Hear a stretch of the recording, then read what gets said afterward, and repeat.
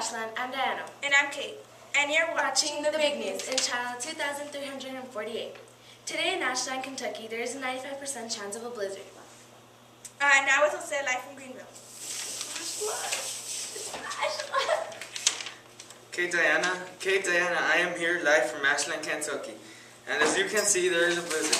There hasn't been one like this since 1990. This blizzard is coming 90 miles an hour from the north. There are extremely low temperatures and very high winds. They are formed when a region of high atmospheric pressure interacts with a region of low atmospheric pressure.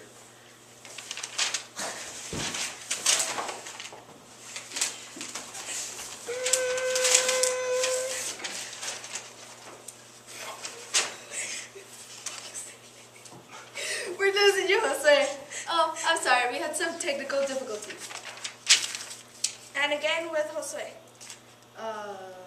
Everything's okay. And again with the weather. As you can see, Ashland is experiencing a blizzard.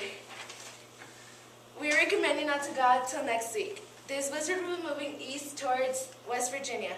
Back to you, Kate. Thanks for watching channel 2348. And remember, we're the best!